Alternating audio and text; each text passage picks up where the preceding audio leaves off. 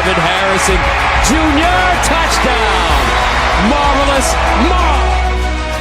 Home next to the outside, drop down for Franklin. A majestic touchdown. This is Chasing the Natty, a college fantasy football podcast.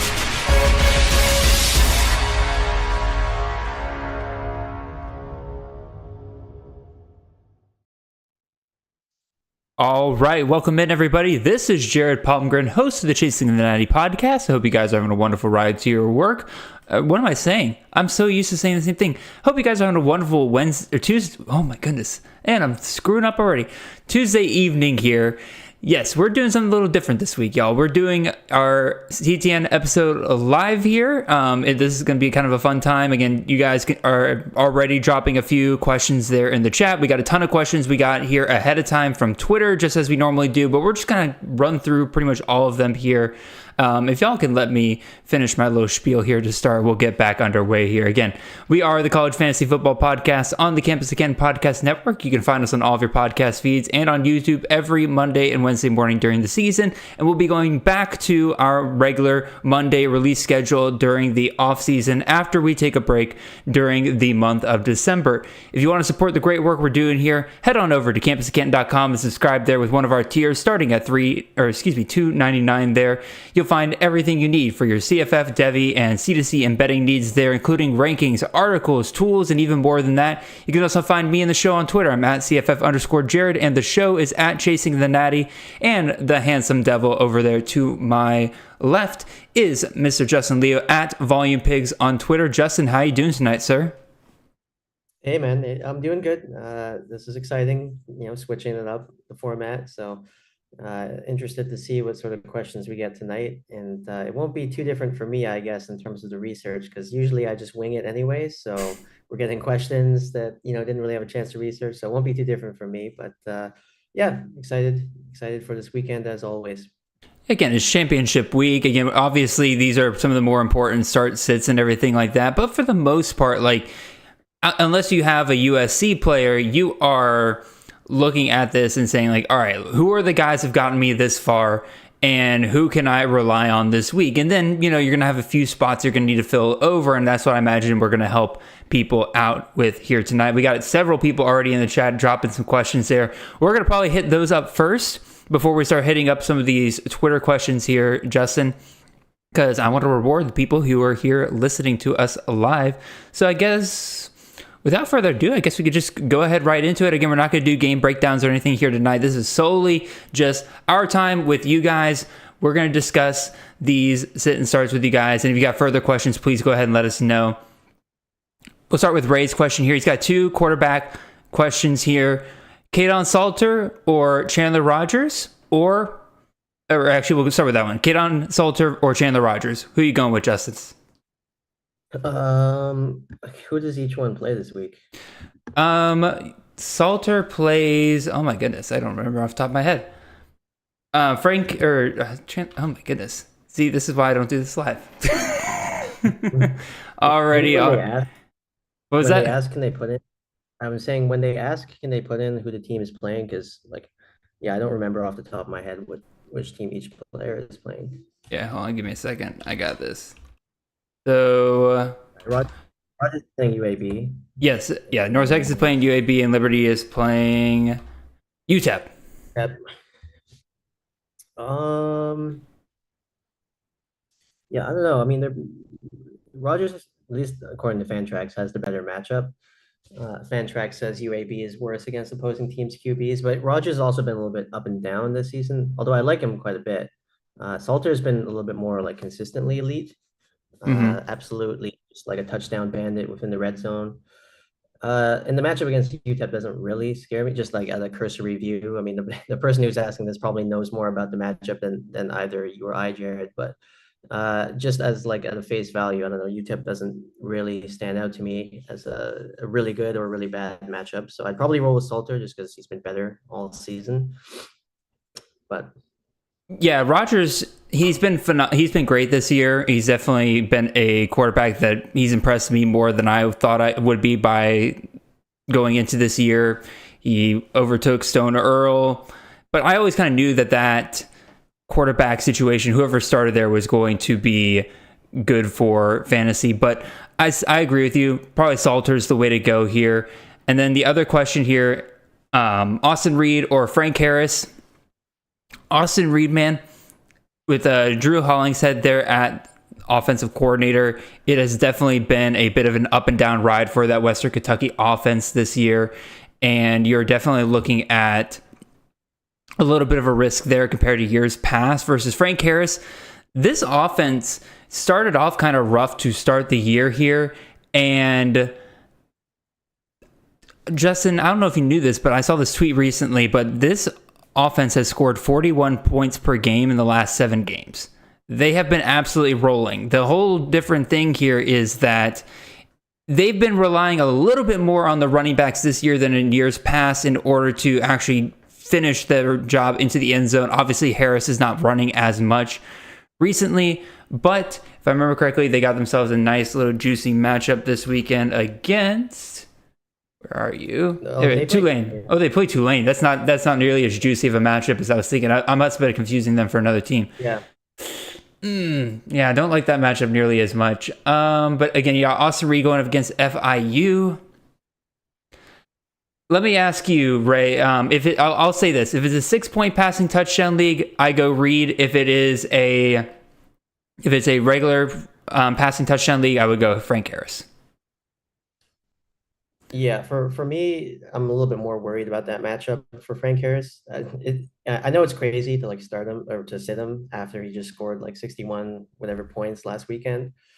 But if it were me, I probably would trust Reed more. And certainly, as Jared says, if it's a 6-point passing touchdown format, definitely Reed.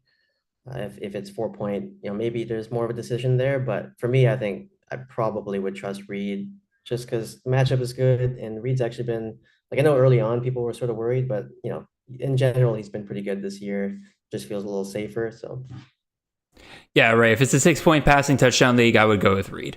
All right, next one up here from Kane, Devon Vele, who had himself a nice game this past week, or Javon Baker, the wide receiver out of UCF there. Half-point PPR league. Justin, do you kind of favor either way there? Sorry. And while you're doing that, I can look up who they play. Yeah, Utah's got Colorado this week. Yeah, what's the question? Sorry, I just blanked out. I was looking at something else. Devon Bailey or Javon Baker. Javon Baker's got Houston this week, and Devon Bailey has Colorado. Yeah, I don't know. I'd probably roll Baker. Baker's been better throughout the season, if I remember correctly. Again, I'm going off the top of my head here. So, yeah, I don't know. Baker feels like he's been more consistent during the season. I'd have to go back and look at what Bailey's stats are. Let's see. I mean, Bailey's actually been really productive, especially the last 4 weeks. He had a nice 15 targets last weekend. And then let me see what Baker has been doing. Yeah, Baker's been pretty solid as well. In fact, he's been more consistent throughout the entirety of the season. So I don't know. I'd probably roll with Baker. He has a good matchup also playing against Houston. Fantrax tells me they're a good matchup at least. I haven't looked at Houston's pass defense stats, but at a cursory review, I don't know. There's not really that much to dislike in that matchup. I mean, yeah, I don't know. They both seem solid, but Baker seems a little safer. Yeah, I definitely would lean a little bit more towards Baker there. Daniel Roper here. Bucky Irving or Damian Martinez, non-PPR, they face each other this week. So Oregon versus Oregon State here. I would lean towards Martinez, mostly due to the fact that Bucky's been kind of banged up the last couple of weeks. Obviously, he came back from being banged up, got injured again in the game against USC. Seemed to have gotten a little bit of run last week, but I think I'm still going to lean towards Martinez, especially now that they're letting him actually score touchdowns. I think I'm feeling pretty good there for Martinez, especially non-PPR, because Bucky would definitely have the edge on PPR. Yeah, I think your theory about Martinez storming into the coach's office 2 weeks ago and telling them he's going to transfer if they don't give him some more touches in the red zone seems to be quite a viable thing, because I don't know what happened, but for the last 2 weeks there seems to be a concerted effort to get him touchdowns more. Yeah, I guess the interesting thing with this question, both teams that these players are playing are pretty good against the run. Obviously, Oregon has a good defense, and Oregon State, I believe, also has a pretty solid run defense and defense in general. Mm-hmm. Um, yeah, I mean, I haven't really been following Irving's situation as closely. I mean, if he has some sort of health concerns and Martinez doesn't, then that kind of would also make me lean towards Martinez, where it's, this is championship weekend. You really don't want to take a chance. For sure. If there's any red flags regarding health, I always try to look elsewhere and sort of play it safe. Maybe that's a boring answer, but I'm also probably going to roll with Martinez. Alrighty, let's move on to the next one here. Ben Wagner, he's got start 2 quarterbacks here. Byron Brown, Chandler Rogers, Jordan McLeod, 6-point passing touchdown league. Brown goes up against Charlotte this week. Rogers, as we just discussed, has that UAB matchup. And then McLeod, I just saw who they played against. I know it's a relatively lower scoring matchup. Coastal Carolina, that is it, yes. So I think you got to go with the two dual threat guys in high scoring matchups. I would go Brown, I would go Rogers. Again, McLeod's been on fire the last couple of weeks, but Coastal's got a pretty solid defense. And as we saw, like McLeod, as great as he was the last 2 weeks, once he hit Appalachian State there, he got slowed down quite a bit. Still had himself a pretty nice game and everything. But again, championship week, play for the upside. Both Rogers and Brown have shown a ton of upside this year. I think those are the guys you got to go with there, Ben. Yeah, I'm in a similar boat there. I mean, both of those guys, Brown and Rogers, have really good matchups this week. Again, according to Fantrax. Byron Brown, he's been kind of an enigma this year. He's up and down, but his upside is extremely high. And yeah, I mean, when they play a good matchup, like a weaker sort of defense, he generally tends to do really well. Same goes with Rogers. McLeod's matchup just isn't as good as the other two, although, I don't know, I wouldn't be too upset about having to start McLeod either. No, I wouldn't either. Probably will bounce back this week. He should at least get like 25 points this week. So, I don't know. But yeah, I'm with you on the first two. Yeah, I would go big or go home with Byron Brown and Rogers there. Brandon Champion asks, what's up, fellas? What's up, Brandon? Glad to see you join the chat there, man. Shipley or Jawar Jordan in PPR? And this kind of goes into Kane's question as well, where he said, are you trusting / playing Jamari Thrash and Jawar Jordan this weekend? So Jordan is still dealing with something, is he? Or is he? I think both. I think both Jordan and Thrash are both dealing with something, because Thrash has been out there clearly, but like they just refuse to just sit him when they clearly don't have him at 100%. He caught one pass for 7 yards this past week. Like, he's clearly not what he was at the start of the season. I would heavily, if you have Thrash, I would heavily look at what your other receiving options are on your team. And then Shipley or Jawar Jordan, two guys that are banged up there. Shipley has that South Carolina defense this upcoming week. They're decent against the run, but again, as we've seen in the past, they got a pretty good, or Shipley's got himself a pretty good receiving ability there. I think I would absolutely trust Shipley just a little bit more than Jawar Jordan this week, especially in PPR. What about you, Justin? I'm in the same boat. Again, this might be a theme with this questionnaire, is any player who's dealing with any kinds of health red flag that we're not sure about this week, generally I try to just discard them. Unless their name is Ollie Gordon, I'm not really considering them this weekend. So yeah, Will Shipley, just by virtue of the fact that he's healthy, at least as far as we know. And Jordan isn't. So, and thank you, Brett, for providing the context that Thrash does indeed have a wrist injury. So again, clearly a wrist injury is going to keep you off the field, but like, why is he out there in the first place? I guess it's just to be a decoy, and they throw it to him once or twice a game just to show like, oh, we'll throw it to him, but like clearly he's not a threat. Like a Jalen McMillan thing going on there. Yeah, exactly. Which, man, that don't start Jalen McMillan championship week, y'all. I know he's been playing, but like clearly he's not. Clearly they're doing the exact same thing. Next one here from Kane: Garrett Green or John Rice Plumlee, 4-point passing touchdowns. Again, John Rice Plumlee going up against Houston this week, and then West Virginia, if I recall correctly, is going up against Baylor. So really good matchup right there. I personally would lean to, golly. Here's the thing with JRP. He is absolutely one of the bigger boom or bust guys out there in college fantasy right now. He could get you 40 points in a game. He can get you 10, 11 points. Like, there's really not much in between. Garrett Green's kind of been a lot of the same way there.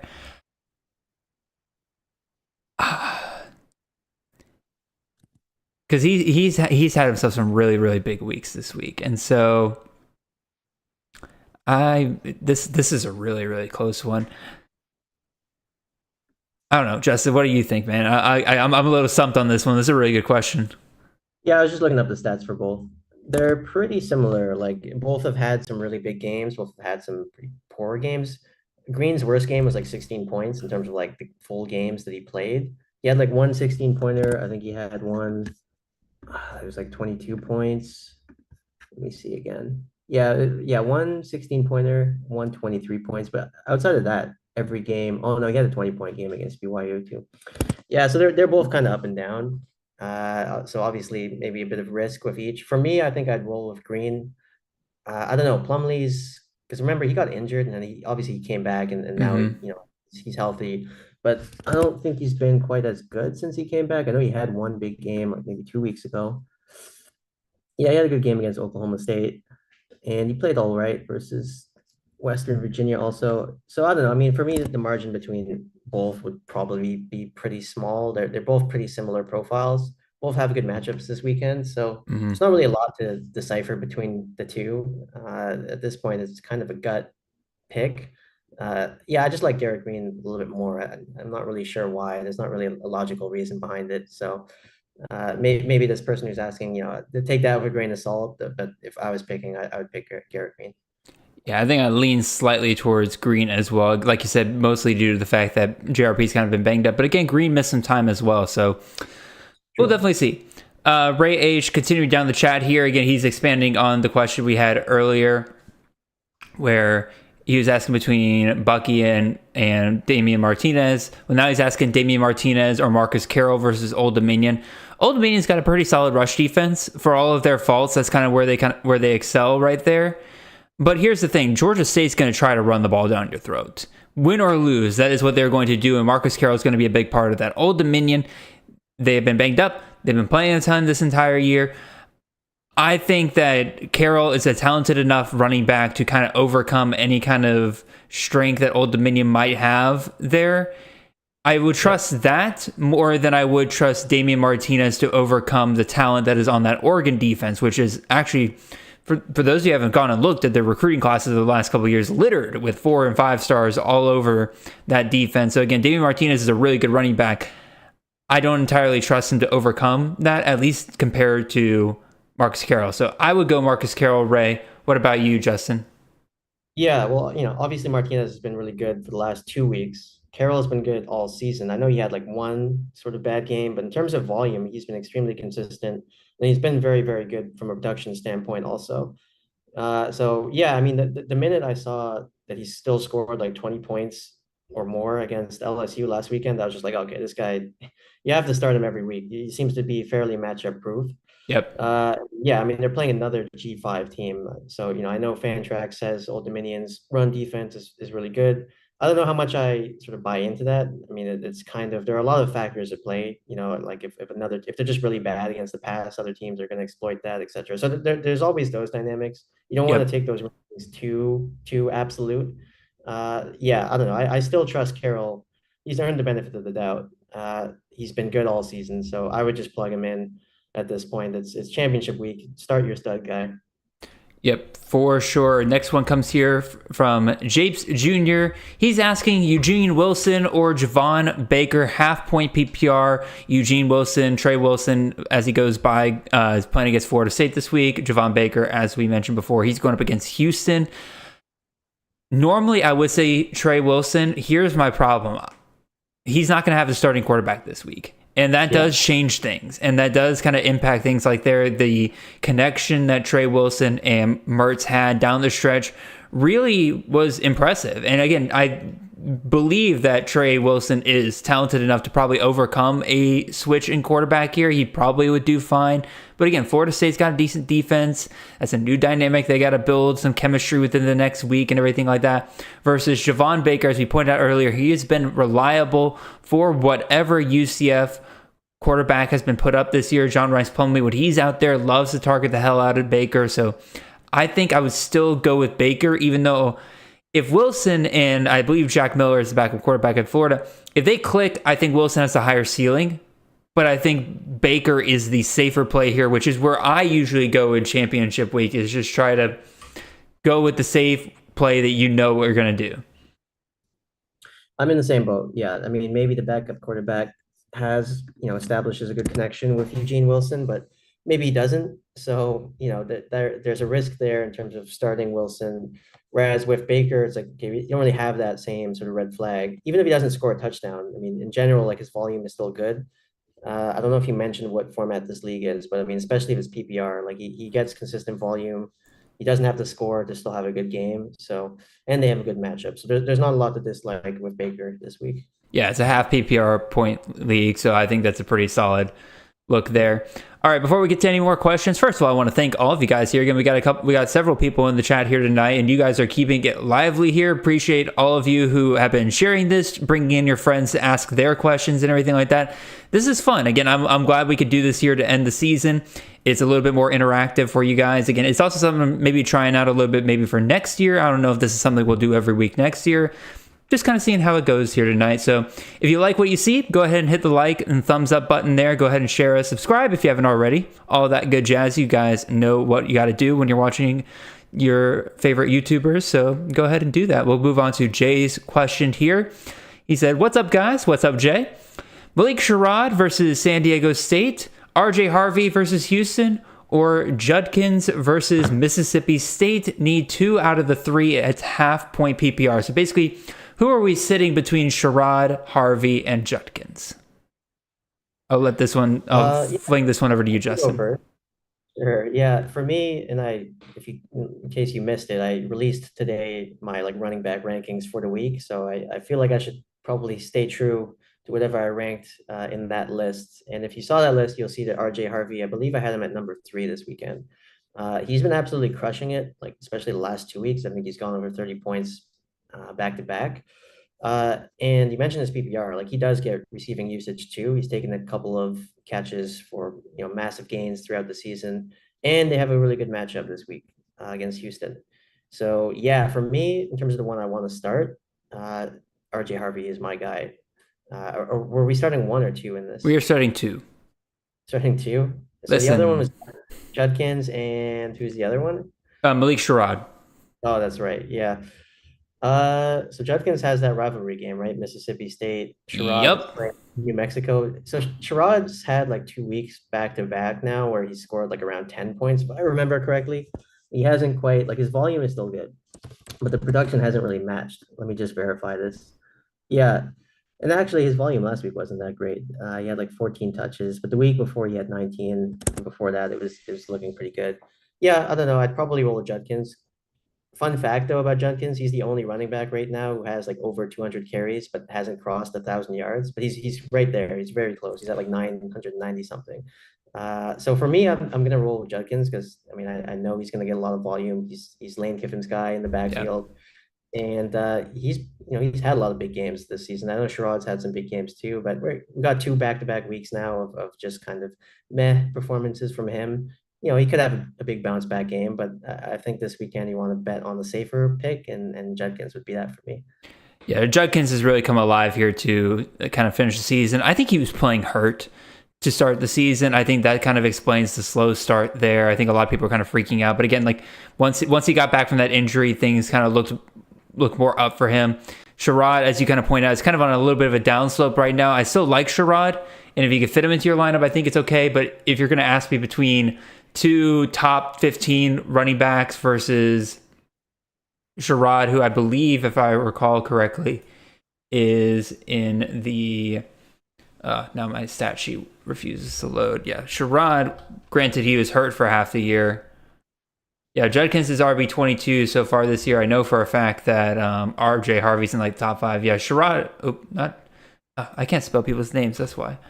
Yeah, Malik Sherrod is top 44, which actually is pretty impressive considering that he didn't start half the year. But even still, like, clearly third place out of these guys right now. That's who I would sit.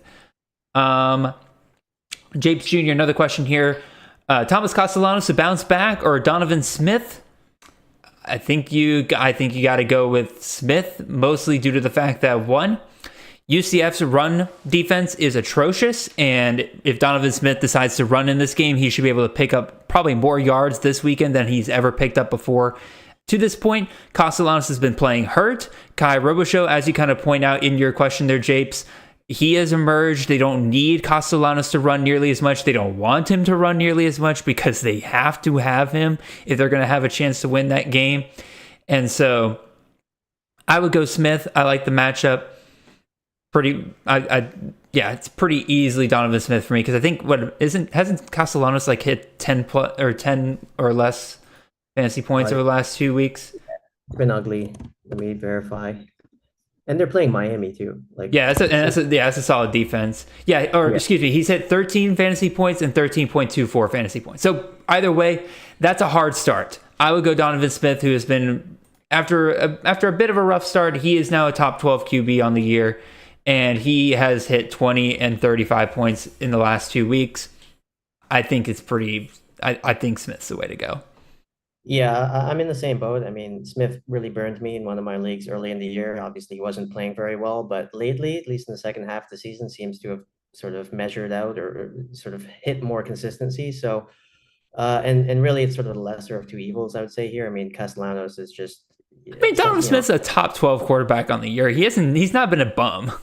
No, I know. I think it's just like first impressions die. It's like at the beginning of the season. It hurt. It's really bad games, and I was just like, oh, I'm done with him. But he's been really good lately, and Castellanos is the opposite. He's been really bad lately, and yeah, I think what you said is correct. Probably the staff told him like we don't want you to be running around as much as before. He got banged up earlier, right? And that's really changed his CFF profile. He hasn't quite been the same since. So. All right, next one up, another question from Kane here. Mark Fletcher, Jaquindon Jackson, or Tyrone Tracy? Also, or we'll get to that in a second here. Man, Fletcher's really come on for Miami over the last couple of weeks, and it is definitely nice to see. But if I recall correctly, it's still a pretty split backfield over there. You give your thoughts. I'm going to go check that real quick, Justin. Yeah, I mean, I haven't really followed Miami's backfield. I know Fletcher had a good game last weekend. Who's the other guy that have like Cheney? Is he still involved? No, it's Don Cheney. Oh yeah, Mark. Look, actually, never mind. I'll eat my crow here. Mark Fletcher Jr. 17 carries, 126 yards, and 2 touchdowns to finish last week. And then let's look at the game before, because I remember he's kind of been coming on a little bit as the season's kind of come to an end. Yeah, 16 carries the week before. He's getting some pretty solid production versus, let me see, Jaquindon.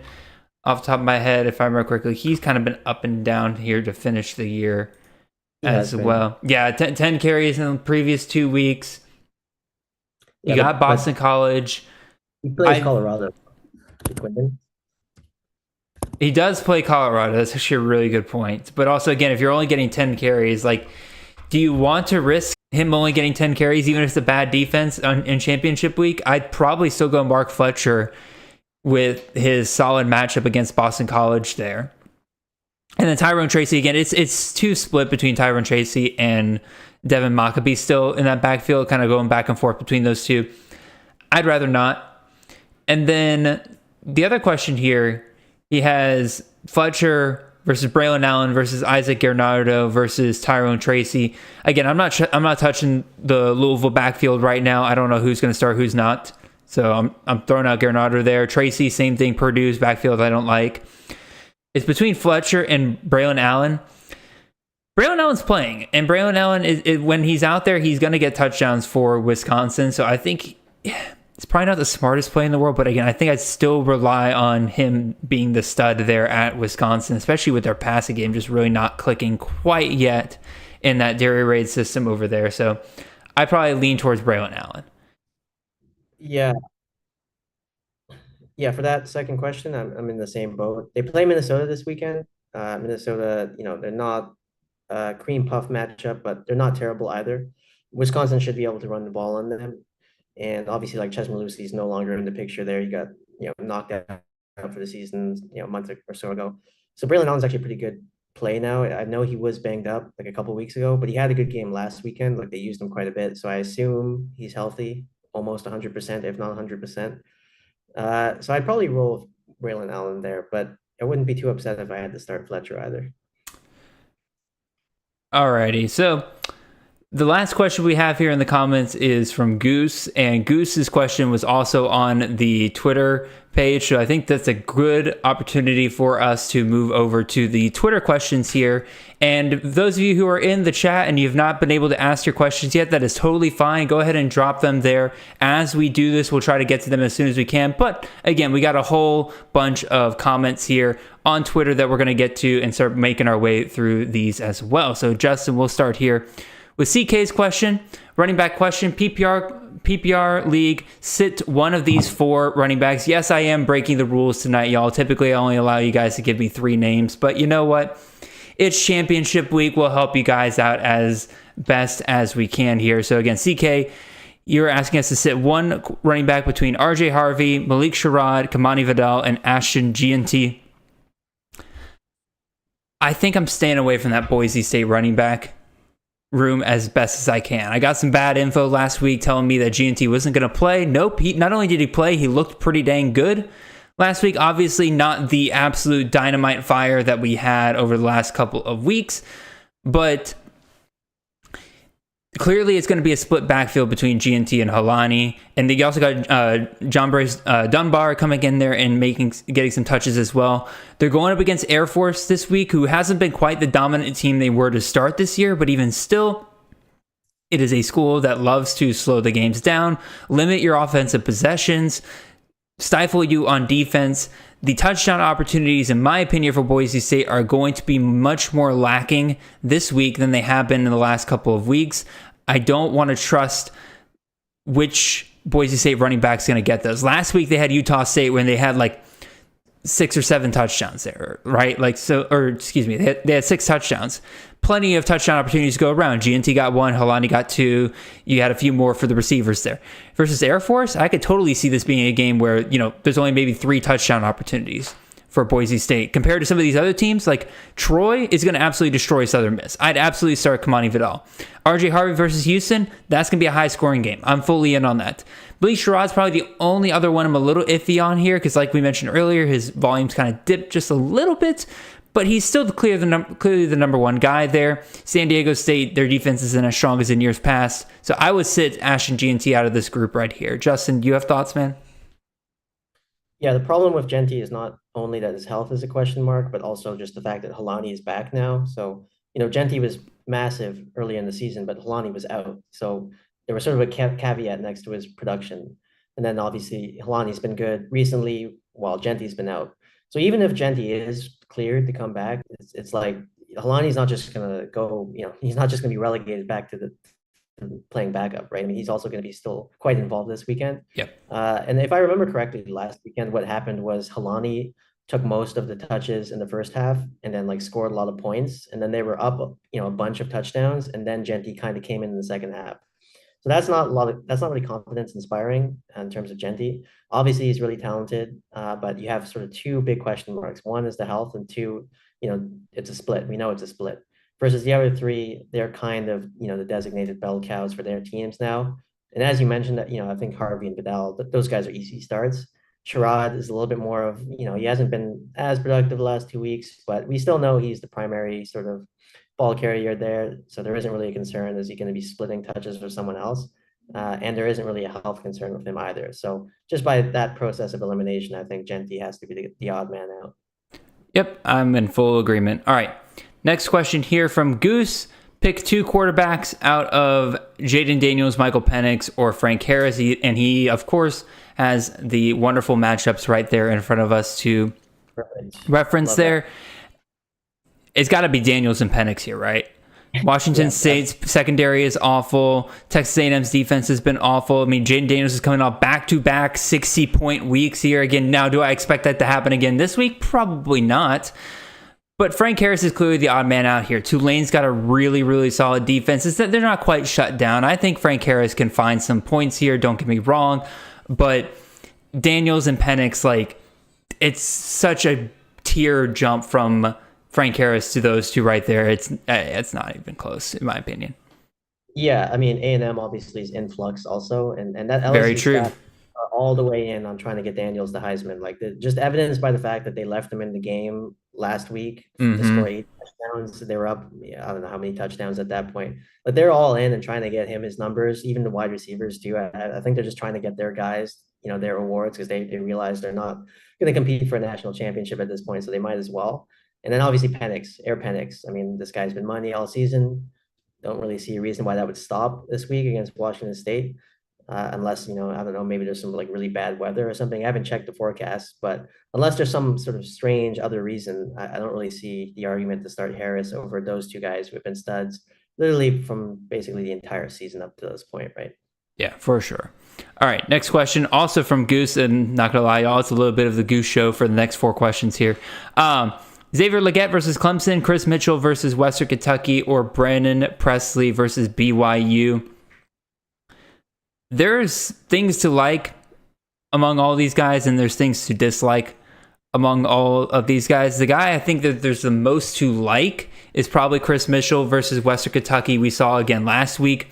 My theory, once again, proven correctly, that a lot of these G5 teams, when they go against Power 5 teams, when they have one dude that is clearly better than everybody else on their roster, they just keep feeding him, and that's what they did with Chris Mitchell last week against Arkansas.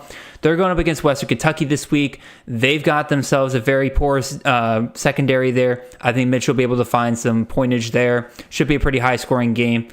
I think there's not much to dislike there. Versus Legette, you're going up against Clemson. Solid defense there, obviously. But Legette's also been money this year, so like, no matter what matchup he's been going up against, so it's really kind of hard to sit him there. And then Brennan Presley, man, if this is a half PPR league, dude's been peppered with targets. Like, Alan Bowman is just constantly targeting the slot position right now. And while the thing with Brennan Presley is, like, I love this matchup against BYU.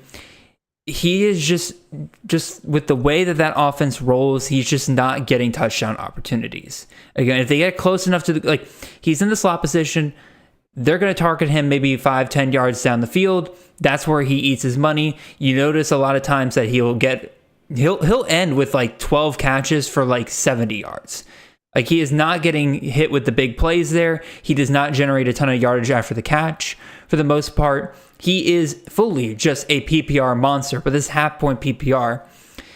And if they get down close enough to the goal line where, they would normally target him like 5-10 yards away from the goal line, guess who they're going to hand it off to? Ollie Gordon, because why wouldn't you? So part of me is like, I could go Legette and just go matchup proof there, but I think I'm still going to go Brennan Presley because, again, I think he'll still get the volume. BYU's defense is terrible, at least compared to the rest of the Big 12. And he's got to score a touchdown at some point, right? Like, that's kind of got to be the way there. So I'm going to go Mitchell and Presley there. Justin, do you have similar thoughts? Yeah, well, in general, regarding Presley, I mean, I really like wide receivers who can have good games without having to score touchdowns, and Presley certainly is that. I think certainly if this was like full PPR, that would make him much more attractive. Oh, it wouldn't be close. Yeah, I mean, I love the consistency in terms of the volume that Presley gets. Legette's also been really, he's had some really good games this year. I know he's kind of also been a little bit up and down, but it seems like he has a really strong connection with Spencer Rattler there, especially around the end zone. And then Chris Mitchell also, let me check up his stats. I believe he's been pretty consistent this year after like a bad game to start the season, but he's been pretty good since then. Yeah, he's been really good since then. He had another sort of dud performance against Middle Tennessee 2 weeks ago, but other than that, he's been pretty good. And he's also a really consistent sort of target guy. And let me just take another look at Legette's targets. Yeah, Legette for like 3 straight weeks basically has had a massive performance. But before that, he had kind of 2 dud performances. Well, So he he's was hurt. That's why. Okay. Okay. So yeah, I guess you can forgive sort of some of those performances against A&M and Mizzou. Um, yeah, all three of these are really good options. I don't know. I mean, it's hard to sort of really split hairs here. I don't know that like I can really offer you something tangible in terms of an argument for one over the other. I think it's going to kind of come down to just whatever your gut tells you. For me, I don't know. I'd probably roll Mitchell and Presley. I don't know. To be honest, like it would probably change depending on what time of the day you ask me. I mean, like any two of the three is fine, honestly. I think it boils down to at the end of the day that my gut tells me Clemson's defense is good. They got really talented guys over there, and they are capable of shutting down Leggett, even though there's a good chance that Leggett does go off this weekend regardless, versus Presley. He's got the volume. He's got the matchup. He just doesn't get the touchdown opportunities. But again, I have him in a half PPR league, and I've been happy with his performances the last couple of weeks. So yeah, and one if I get that, I'm happy this weekend. Yeah, and one thing to note too is obviously Ollie Gordon was banged up last game. I mean, he left the game, came back, and then he absolutely torched it. He left the game with like 8 points, and he came back and he ended up scoring like 41 points. But the word is he's in a walking boot after the game. Now that doesn't necessarily mean it's something serious. It could be really minor, but that's something to keep in mind in terms of like what their game plan might be this weekend. I'm still high on Gordon. I still think they're going to use him unless we hear otherwise. But there might be maybe more of a reliance on the passing game against BYU as opposed to before. All right, we'll go to Goose's next question here. Again, I'll keep this one short. Tight end question here. Corey Dyches versus Rutgers. Theo Johnson versus Michigan State. I think both of these tight ends are extremely equal. They're absolutely in that tier of can have a really good week, or they can do absolutely nothing. And I'm just going to go with the guy who's going up against the worst defense in my mind. That's Theo Johnson versus Michigan State. Boom, keeping it short. Justin? For me, I'd take a coin, just flip it, and then choose which one, because that's basically like the territory we're in here with tight ends. Yeah, I mean, you can kind of roll with what Jared said. I mean, both defenses are not really particularly strong, and you can make Rutgers is no. I gotta stop you there. Rutgers has a really good defense this year. There's a reason why. Yeah, I mean, again, Michigan, Ohio State, of course, put up some points on them, but like when you go and look at like some of the games they've had this year, they have kept opponents out of the end zone. It's been very impressive what Greg Schiano's done over there. Yeah, I mean, the Big Ten numbers I feel a little fraudulent because the offenses in that conference this year are the equivalent of like Canadian universities, I think. So in terms of Rutgers, I don't know like what offenses they shut down, but yeah, when I watched against Michigan, Ohio State, they seem to have their way. Maryland, obviously, they're probably like the third best team in the Big Ten this year, which or maybe the fourth best team, I guess, behind Penn State. And their offense is, they have an experienced quarterback as opposed to say Penn State's quarterback Drew Allar, who he's okay, but they don't really throw it downfield that much. So you can kind of like dissect it and sort of I don't know find a reason for one or the other. But I think my first answer is probably the best answer. I just flip a coin. That's basically where we're at with tight ends. All right, next question here last one from Goose here. Frank Gore versus Troy. Ishmael Mahdi versus South Alabama, or Jawar Jordan versus Kentucky. You got studs going up against good defenses here in the last week. I've already mentioned I'm staying away from Jawar Jordan. I don't trust what kind of health situation we have going on there at Louisville. I think they're going to try to keep some of these guys healthy for the ACC championship game. So they're probably going to keep Jordan's exposure limited against a out-of-conference game here. Yes, it's a rivalry game, but at the same time, like, do they really care that much when they have the ACC championship in their sights against a team that just lost their top quarterback? No, they're going to play it safe this weekend, so I'm staying away from Jawar Jordan. Troy's defense is really good, and Frank Harris is already a guy that is so up and down. And I think he can have another good performance technically versus Troy, because like Troy's good defense, but they're not like completely shut down there. But Ishmael Mahdi, he is somebody that is getting healthier as the season's going back along. He got hurt there in the middle of the season, but we all remember just how freaking phenomenal he was before that point. He's slowly coming back. I think I would trust him the most of this bunch going up against South Alabama. South Alabama's got a solid defense as well, but they are also the more inconsistent of the three defenses here. They have had some games where they've given up a ton of points. So I'm going to hope that Texas State is able to put things back together. Some of those coaching rumors are not there and that this team's falling apart because GJ Kenny is looking at jobs elsewhere. Fingers crossed that that's not happening, but he feels like the safest play out of these three. So, Justin, your thoughts, man? Yeah, I mean, what a terrible. I mean, having to choose between these three, I don't envy Goose here in terms of his options. Yeah, we mentioned Jordan's dealing with something health-wise, so that kind of throws him out a little bit. And then Gore and Mahdi, I mean, both defenses are pretty solid. At least like Troy, it seems to be the quarterbacks you don't want to start against Troy. I don't think there's been a single strong quarterback performance against Troy. I haven't really tracked like how the running backs have been doing. But and then also with Monty versus South Alabama, the game that sticks out for me is Rasheen Ali. I think it was last week where they kind of shut him down. He had an okay game, but he didn't like score a touchdown or anything, which is not. I think he still scored like 10 points or something, which is not terrible. But Mahdi seems to be quite touchdown dependent.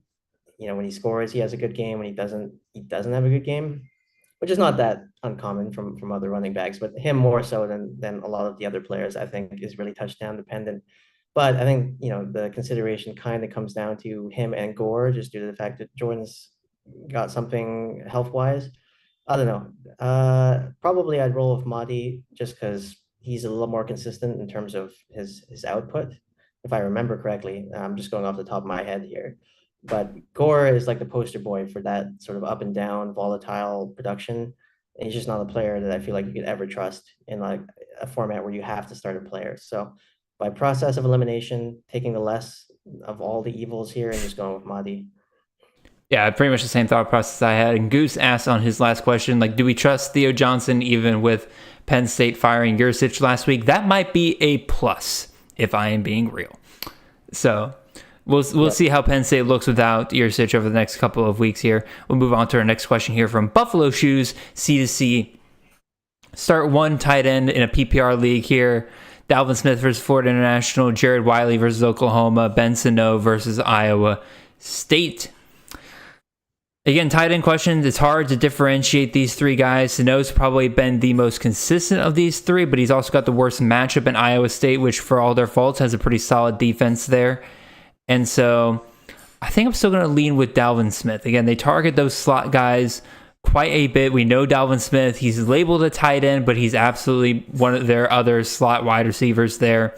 They love targeting those guys over the middle. Smith's been great over the last couple of weeks, about as consistent as a tight end option as you can find right now. He's got the best matchup in Florida International. I think I'm going to go with him. Obviously, Jared Wiley's coming off the massive 33-point game this past weekend, which sat on my bench in several leagues.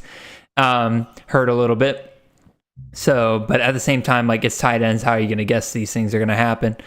So I'm going to bet he is not going to do that again this week, and he's going to have a very mediocre tight end performance again this week.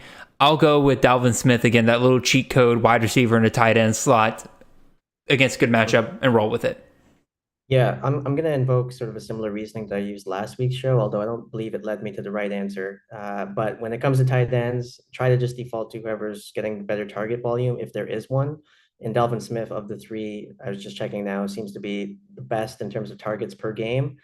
So maybe that's the one thing we can sort of grab onto and say, okay, well, this is at least one indicator we can try to use here to predict who's going to score the best this weekend. But again, it is a coin flip. If Sano happens to score a touchdown, probably he'll be the best scorer, and same deal with Wiley. So there's a huge element of randomness there, but I would just roll with the guy who's getting the most targets.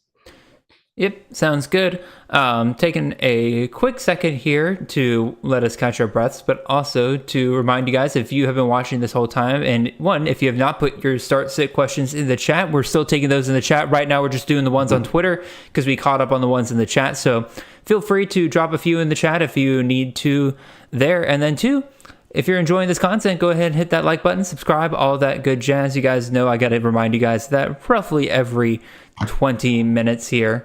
So I'll see you guys in 20 minutes on that front. For now, let's go to Michael Erickson's question here. He needs one running back in a PPR league: Bucky Irving, LaQuint Allen, or Jaden Ott. 3 great receiving backs.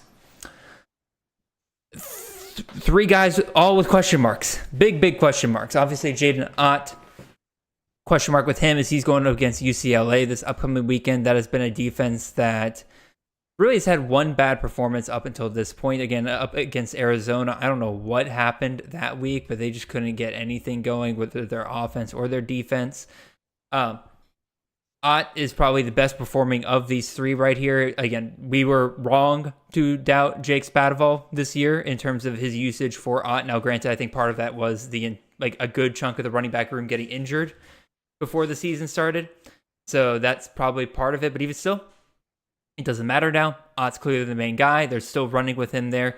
LaQuint Allen had himself a really nice game this past week. They've got a full Wildcat offense going on over there, basically doing the triple option now with the orange, but Dino Babers is now fired. We don't know what kind of stuff they're going to do moving forward here. And then Bucky Irving, we talked about him earlier. Like, you're dealing with injuries. You're dealing with him going up against Oregon State, who's pretty solid against the run and everything like that. Now, maybe Bucky Irving's back again. It was a good sign that he even played last week. But, man, I don't know. Good question, Michael, if you're listening, man. I think I'm still going to lean towards Ott. I think because he still has his coaching staff in place, because there's not many health problems there, and it's just a matchup issue against a team that is also kind of in a little bit of turmoil in terms of what's going to happen with that coaching staff. I think that they got their big emotional win last week against USC, comes back down to earth a little bit, and Ott has scored against some pretty tough defenses this year. So I think I'm going to still roll with Ott of these three. Just the least amount of questions there. Justin, your thoughts, man? Yeah, well, I'm in a bit of a conundrum here because when I released my running back rankings earlier today, I didn't really know Irving was dealing with some sort of health issue off the field or on the field, I suppose. So I actually had him ranked ahead of Jaden Ott, only by a couple of spots. But given that sort of we know Irving is sort of banged up, although he did play, as you mentioned, last weekend. He actually still got, I believe, it's like 14, 15 touches. So you can't be that hurt. I mean, if they're relying on him to that degree, but still, there is sort of the question mark there, I suppose. And the matchup's not great. Whereas Jaden Ott, I mean, as far as we know, he's fully healthy. Their matchup, I know you mentioned it, Jared. Who did they play again? UCLA. Okay, well, okay, their matchup is also kind of tricky. So, Yeah. although UCLA have they Gone there. okay, so they haven't actually fired him yet, but they sort of announced. Okay, so that's sort of a strange situation. I don't know. I mean, not a great matchup though. UCLA has been a pretty good defense this year, and we can actually take that for some sort of truth because they played other good offenses, unlike some of these fraudulent Big Ten teams. So This UCLA probably Big actually Ten catching so many strays from you tonight, Justin. Like, man, like, I'm gonna shout it from the top of the hill until people sort of get on board with this. That's a very bad conference this year. But I don't want to get too off base here. Jaden Knott, yeah, his matchup's not great, but he doesn't have a health concern. LaQuint Allen seems to have found his form the last couple of weeks, and it seems like this change in their offense agrees with him because they've just gone very run heavy.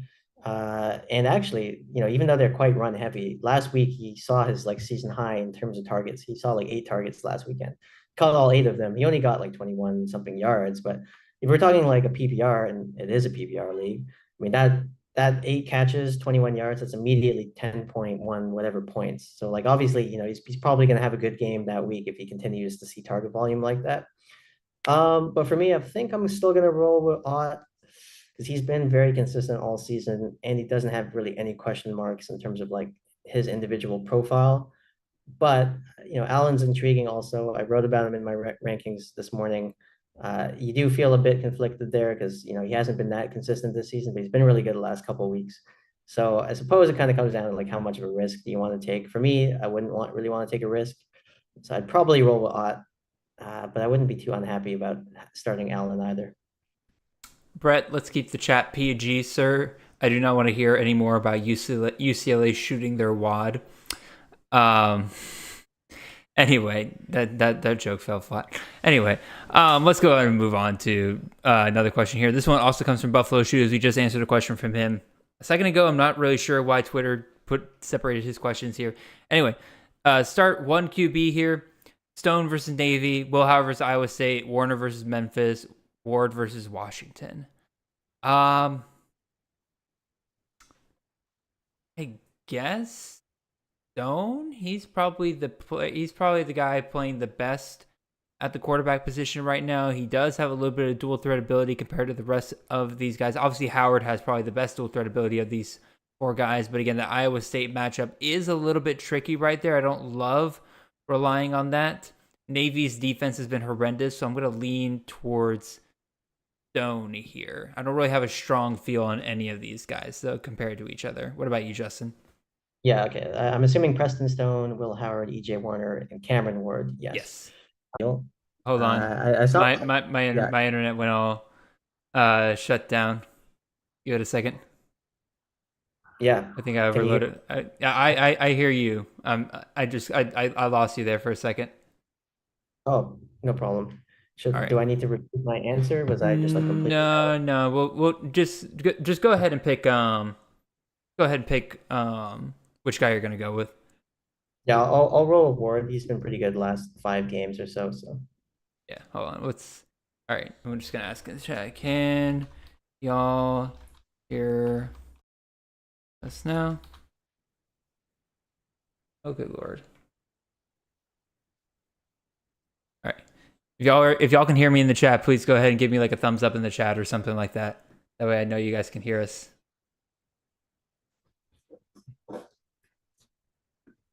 Nobody's giving me thumbs up. That's worrying. Hello?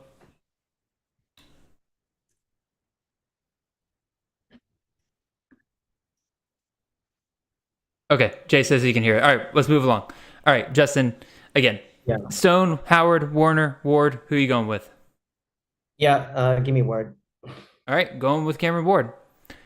All right, Tyler Cox here. He is asking us between several flex options here. Ashton Jeanty going up against Air Force. Rashad Owens, the wide receiver out of Oklahoma State, going up against BYU. Amani Bailey versus Oklahoma. Or Trevor Etienne versus Florida State. I think the 2 most interesting options here are Amani Bailey and Trevor Etienne. Trevor Etienne, I think, is a little bit more interesting this week. Again, they're moving away from Mertz, given the fact that Mertz is hurt, probably done for the year. And that means they're going to have to rely on this run game a little bit more. But that FSU defense is pretty solid at different points.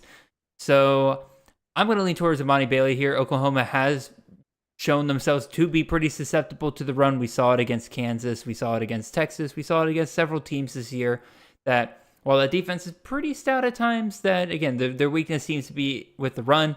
I think Amani Bailey should be able to find plenty of action versus the Sooners this week. Justin, which one are you going with? Yeah, I don't mind starting Bailey this week. So we have to start 2. I'd probably agree with you in terms of the 2 I'd pick. Certainly Bailey would be like at the top of my list of the 4. Even though it's cut off there, you were mentioning Etienne. I assume he's like the 4th option. I meant to scroll down a bit. No problem. Yeah, no, I mean FSU is pretty good defense though also. But as we mentioned with Genty, like there's sort of a couple of question marks there. I generally like to start running backs in the flex spot, unless there's some sort of crazy circumstance there. So probably for me, I'm going to roll with Bailey and Etienne for a lot of the same reasons that Jared just mentioned. All right, now Tyler's DST question here. He's asking us between Wisconsin at Minnesota, Tennessee versus Vandy, or Oregon versus Oregon State. My initial thought was Wisconsin at Minnesota, but I actually really like this Tennessee matchup here. They've had Vandy's number the last couple of years. Every time it seems like Vandy was kind of building something up, maybe they can upset the Vols or something like that. Tennessee comes in and just beats the absolute snot out of them. Vandy started off a little bit hot to start the season with their offense and everything. Definitely have cooled down quite a bit as the season has rolled along here. Tennessee's got themselves a really, really good front 7 there. Their secondary leaves something to be desired a little bit, but I don't think Vandy's going to be able to take advantage of that. Again, I like AJ Swan. I like, obviously, Will Shepard. I like Jaden McGowan, a lot of the receivers they have. London Humphreys, the true freshman as well. I like the pieces they have there, but it's been clear throughout this entire year they've not been able to put that all together. Tennessee should be able to take care of that. I would actually roll with Tennessee's defense here. Yeah, for me, it's pretty simple just in terms of looking at the 3. Like the one where the talent disparity is the largest. It's probably Tennessee versus Vandy. Even though Vandy has a good team this year, as Jared just gave a rundown. Like they've got some good players. Tennessee, they're coming off a beatdown. They got absolutely pantsed on TV by Georgia the week before. Weren't competitive at any level really. So, this weekend looking for a bounce back from them. They can sort of beat up on their younger brother here, try to salvage the season a little bit. I can only imagine their fans are probably really disappointed. Probably wish they were Georgia fans, because it's just been a really disappointing season for the Bulls in basically every aspect, I think. Justin And so woke yeah, up and chose violence today, man. Like, I don't know. this Like, is did you wake up on the wrong side of the bed, man? Like, it's the Big Ten, it's I Tennessee, man. told you my laptop crashed last week and I had to like shell out multiple thousands of Oh, dollars. yeah, that's right. I'm a little upset. But yeah, no, look, just to be serious, like talent disparity is quite high. Tennessee's going to be looking for like a big bounce back. Like it's the end of the season. They had a terrible game last weekend.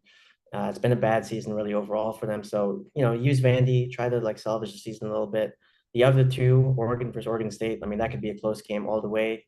Wisconsin, Minnesota, again, same deal. Like they're both pretty similar in terms of talent. So Yeah, Wisconsin, Minnesota again. It's expected to be a low scoring game there. It's part of the reason why I like Braylon Allen is because both of those teams are going to be running the ball a ton. They're going to want to keep that a low scoring game. That's just how they fight against each other right there. So I wouldn't mind starting Wisconsin's defense as well, but I think, like you said, the talent disparity between Tennessee and Vandy probably the biggest selling point here. All right, next one here. Gabriel Sanchez, PPR, pick two wide receivers, pick two players for a flex spot here. Elijah Surratt versus Coastal Carolina, Torrey Horton versus Hawaii, or Marcus Carroll versus Old Dominion. Torrey Horton's not quite been what he was to start the season. Obviously, he got hurt. Some rib injuries there. Definitely been limited over the last couple of weeks, although he did score a touchdown this past week. I like what Elijah Surratt has been doing. He's probably been one of the most on-fire wide receivers the last couple of weeks. And quite frankly, I think it's hard to sit him here. And then as we kind of mentioned earlier with Marcus Carroll, we've seen what he's done, what he does against, or again, we talked about him earlier. We've seen what he does against defenses that are much stronger than Georgia State. We've seen what he does against defenses that are much weaker. It doesn't really matter. They're going to feed him as much as they can. And so I am going to still lean towards Marcus Carroll here. Again, I love Torrey Horton, one of my absolute favorite wide receivers coming into the year. But again, championship week, when you have two healthy guys who have been studs over the last couple of weeks versus Torrey Horton, who is a stud, just hasn't been healthy and hasn't been able to reach his ceiling like he has been, that's a hard sell when you're putting everything on the line. So I would go Surratt, I would go Carroll, even in a PPR league, because Carroll, can catch the ball a little bit as well. yeah, I mean, despite the fact that it's PPR, for me, you got to log Carroll consistently really good all season. Nothing really to dislike with him. In terms of the other two wide receivers, obviously Horton's the guy with sort of the bigger pedigree, but Surratt's been better basically like since October, I want to say. I mean, you could even make an argument maybe, I guess, over the course of the season, but Horton was certainly really good in September. Lately, he hasn't really been as good. Surratt's really caught fire. Not a terrible matchup, as we talked about earlier with McLeod. So yeah, not a lot to dislike there. I mean, you're not going to be too unhappy about starting either of these guys, but I expect Surratt to have a pretty good game this weekend. I believe, McLeod will have sort of a bounce back after they had a rough one versus App State last weekend. So yeah, I don't know. I mean, the two wide receivers, there's not that much that differentiates them, but Surratt's been more productive recently, so probably roll with him. All right, I'm going to ask the chat a question real quick. Specifically regarding the stream quality, because at least on my end it looks like it's going up and down, so looks like we got a little bit of stability here now, so we'll just kind of roll with that, and we'll roll on to the next question here. Let's go to Mr. Brian Laushin's question here. Pick one quarterback out of three here. Noah Fafita going up against Arizona State, Cam Ward going up against Washington, or Tate Roadmaker, quarterback out of Florida State, going up against Florida. Roadmaker's a clear sit out of these three. Why would you start a backup quarterback in championship week when you know for a fact that Fafita and Ward can get you exactly what you need? Roadmaker doesn't run a ton. Yes, he's got Keon Coleman. Yes, he has Johnny Wilson there, so I think he'll be fine for the most part. But fine is what you can get out of Cam Ward and Fafita as the base floor. Roadmaker, I feel like there's a way lower floor there. Not going to touch that. In terms of Fafita or Cam Ward, I think that I'm going to roll with Cam Ward here over Fafita, mostly because Arizona is more likely to hand the ball off and rush it into the end zone than Washington State is. Simple as that. I mean, Washington State doesn't run the ball a ton. They throw 50 times a game.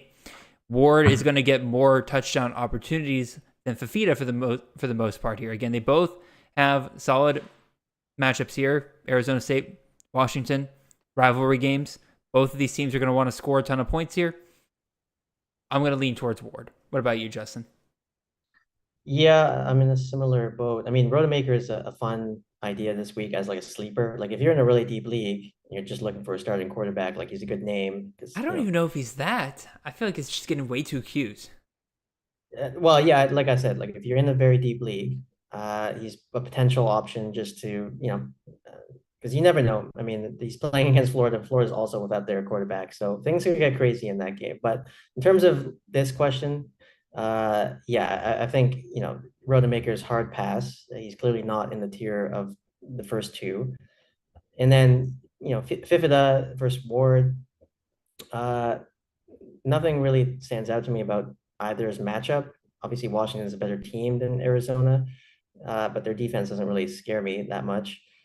Um, yeah, Cameron Ward, like I said a couple of questions ago, he's actually scored like 30 or more points 4 times out of his last 5 games, which is pretty good. I think he was sort of volatile up and down in October, and that's kind of standing out to a lot of people. But actually, recently, like he's been really good. So I think I'm just gonna roll with Ward because I don't know. Recently, he's been pretty productive. Fifida, he's been good this season too. And it's a rivalry game. You expect, there's probably going to be lots of back and forth. But for me, I think I would just roll Ward. He seems safer. All right, we'll keep moving along here. And sorry, Buffalo Shoes, and sorry, Michael Erickson. I'm going to try to hit up some of these guys we haven't had questions from because I'm looking down the list here. Man, you guys asked a lot of questions. So we're going to try to hit up some of these people that we haven't gotten to yet. So Adam Huddle, 1 point PPR, pick one running back out of this bunch. TJ Harden going up against Cal. He's been coming along over the last couple of weeks. Jawar Jordan versus Kentucky or DJ Giddens versus Iowa State. I mean, once again, Jawar Jordan, he's the one I'm throwing out here. Too much risk on the injury there and him not being 100%, maybe being saved for Florida State. I'm not trusting that. TJ Harden versus Cal, like I said, he's been coming along recently. Definitely like what I've been seeing out of TJ Harden. I thought he would be doing this sooner than he did this year, but he is starting to overtake Carson Steele a little bit there. But that doesn't mean that can't change in a single week here. So definitely some questions there. And the DJ Giddens, man, it's in the same boat there in terms of Giddens has not been able to really break away from Ward either. And so my two top running back options here are both guys kind of stuck in not even a committee because it's really just a top two for each of these teams. So that just leaves me with the matchup. Cal, much worse defense than Iowa State. I can see a shootout potential going on between Cal and UCLA this weekend. So I'm going to go with TJ Harden out of these three guys here. Justin, your thoughts, man? I'm exactly where you are. I mean, we're getting a lot of questions with Jawar Jordan this segment, and yeah, the answer is the same every time. I mean, just the injury concern. I think you have to discard him. And then what separates Harden and Giddens is basically just a matchup. They're both in sort of a timeshare of another. Although Giddens, I think, is a little bit more clearly sort of RB1A towards RB1B in his situation, but it's not really a clear distinction either way. So yeah, I think you're just left with the matchup, and it's not great either way between Harden or Giddens. But I think if you have to choose, probably you want to go with Harden. All right. Gonna run through these pretty quickly here to kind of finish things up here because I am actually running out of time. So we're gonna have to go through these quickly. MDB, Darren Granger versus Old Dominion, Stone versus Navy, or Dart versus Mississippi State. Thanks, gobble gobble. Gobble gobble to you too, sir. Gotta be probably Dart out of this bunch. Again, he's been very quietly super productive for fantasy this year. In fact, if I remember correctly, yeah, he's a top 20 QB here. Obviously a rough week against Georgia, but outside of that, he's been pretty solid for the most part. Definitely has some big game potential there. Again, in weeks 3 and 5, 39 plus fantasy points in both of those games right there. Once again, rivalry weekend. Ole Miss and Mississippi State love to beat the hell out of each other. I think I'm going to roll with him there. Although I think both Granger and Stone are solid options. But Granger's been kind of banged up, been kind of on a losing streak. Old Dominion Old Dominion's one of the most psychotic teams in college football this year, to where they could show up and get absolutely run over, or they show up and they're basically the 1985 Bears on defensive fields some days. Like, it is completely back and forth some days. Georgia State's offense is kind of in the same way, where it can show up and you're looking at them being like, oh my God, am I watching 2019 LSU? Or some days they show up and you're like, holy crap, did Brian Ferentz get hired as the offensive coordinator when I wasn't looking? So I probably stay away from that game. Stone versus Navy, again, I think it's solid, but Dart's probably the most solid out of this bunch. Yep, Dart for me. I think you covered all the reasons there, Jared. All right, sounds good.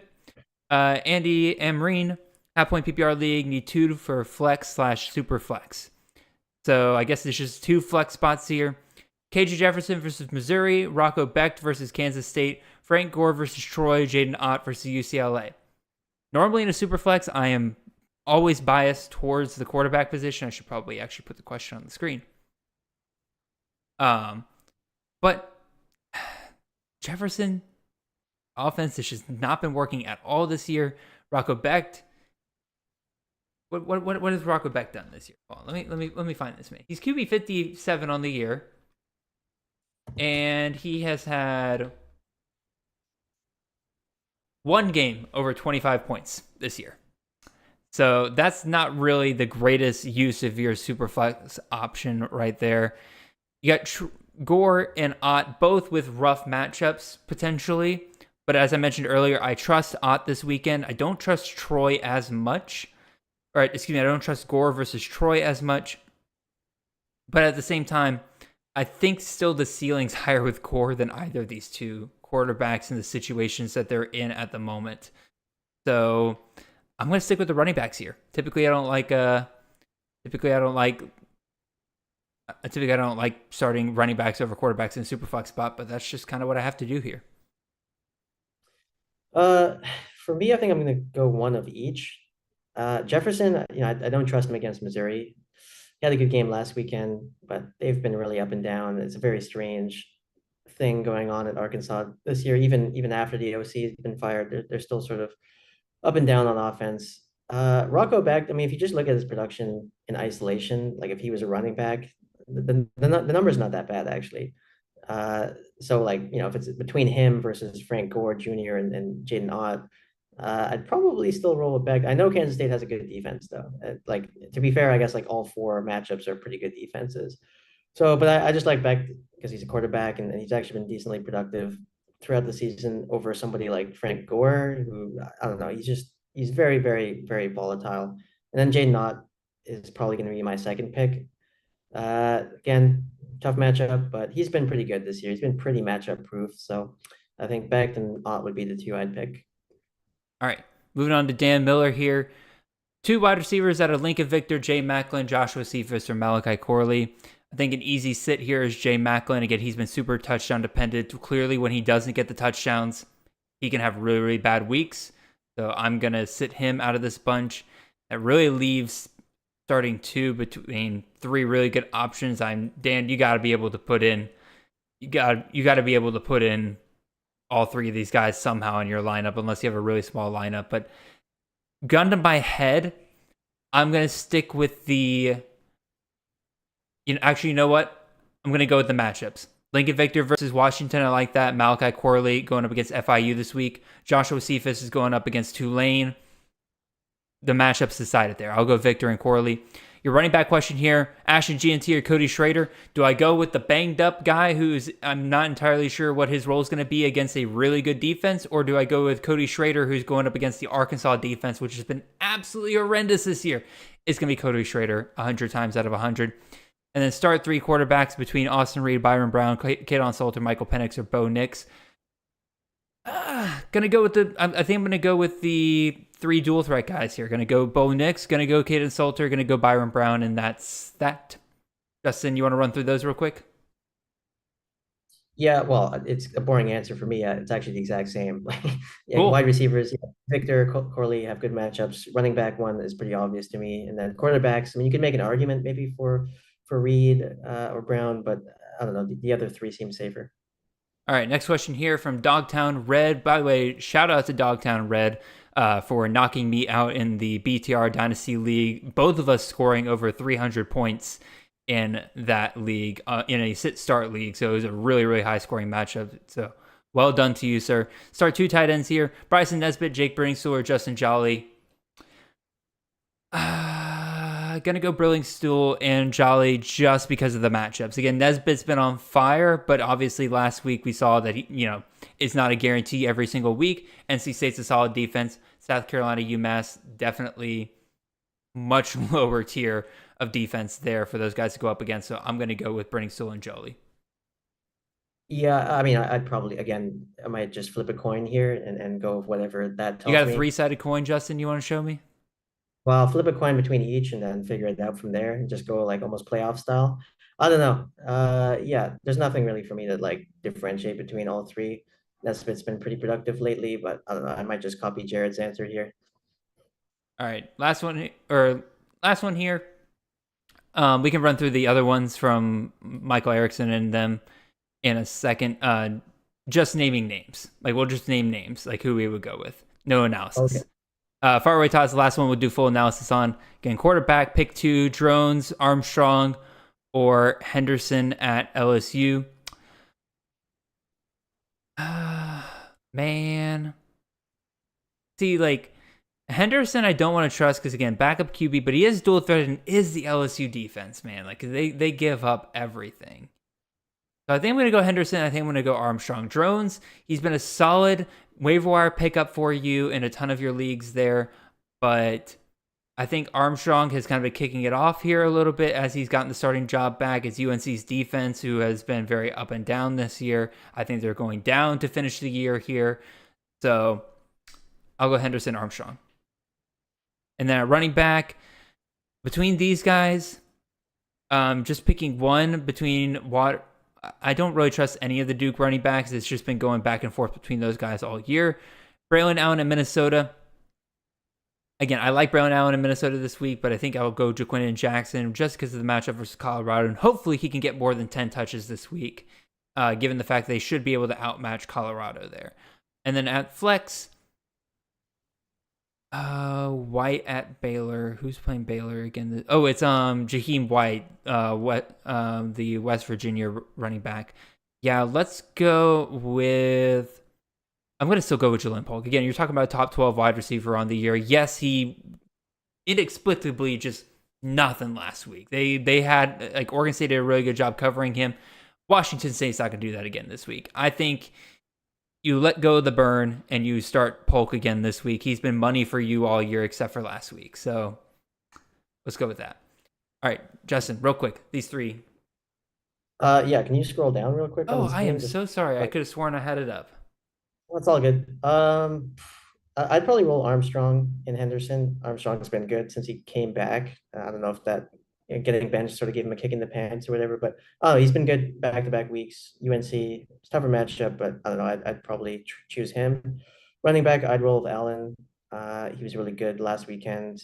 He gets more volume usually than Jaquindon Jackson. And then flex position, I don't know. With White, I'd want to monitor what they say about CJ Donaldson. If Donaldson's out, I'd probably slot in White. If there's no update on Donaldson, then I'd probably just roll with Polk. Yeah, Polk's going to bounce back this week again. Last week was a super, super big fluke there. Can we squeeze in one more question? Because Austin did just drop a question in the chat. All right, we're going to squeeze this one in real quick. Choose one running back. CJ Baxter versus Texas Tech, Estime versus Stanford, or Carroll versus Old Dominion. I'm going to go with Estime versus Stanford, mostly because of the matchup there. Again, Baxter, he's still a true freshman. They're going to have true freshman up and down value there. So I'm going to stay away from that, especially in championship week. Carroll versus Old Dominion, I like it, but I know Stanford is consistently bad every week on defense versus Old Dominion has been very up and down with their defense. So I think I'm going to still roll with Estime there. Any quick thoughts, Justin? I'm just going to roll with Carroll, Mr. Reliable all season. We know he's going to get the volume. So sounds good. All right, rolling back up here real quick to some of the questions we kind of had to skip over. Just give me a name, Justin. Joan Royals, Akari, Javon Baker, or Hobart among these four wide receivers? Give me Royals. Yeah, I'm Royals as well. Michael Erickson, Emeka Ibuka, Elijah Badger, or Jalen Noel. I'm going Noel. Uh, yeah, Jalen Noel. Yeah.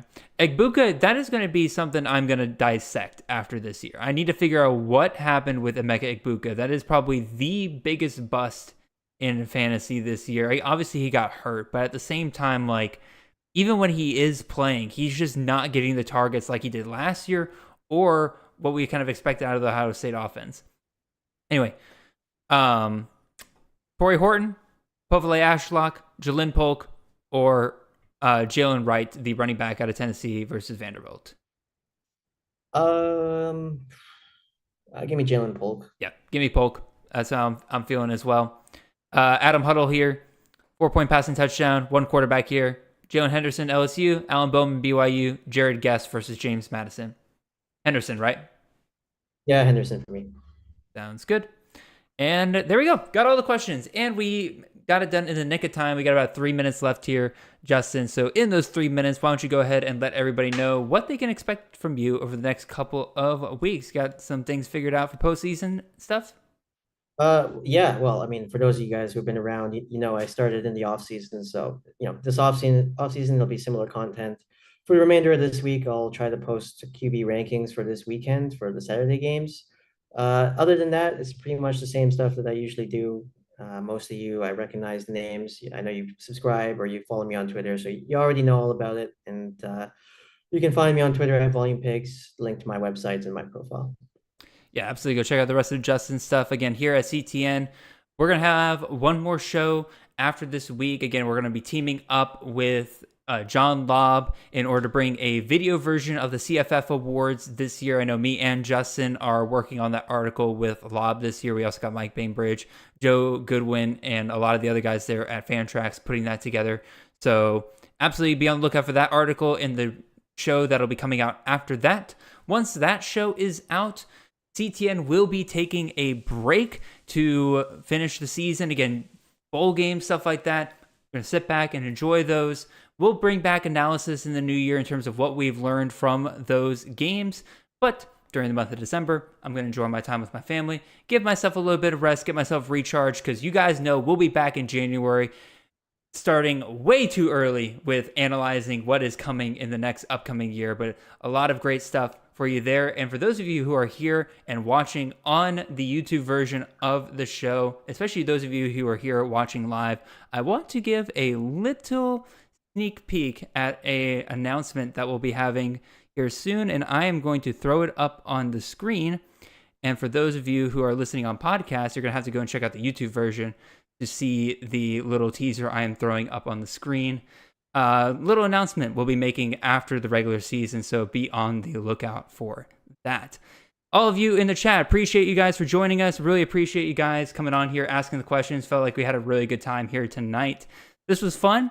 Maybe this is the way we do start shows in the future next year. Again, it was a little chaotic to start and everything because I wasn't, I guess, fully prepared and everything, but it was fun. Glad you guys seem to enjoy it. Again, we'll see you guys next time. Really appreciate all of you guys listening, and I hope you guys have a wonderful and blessed weekend. Good luck in your fantasy championships.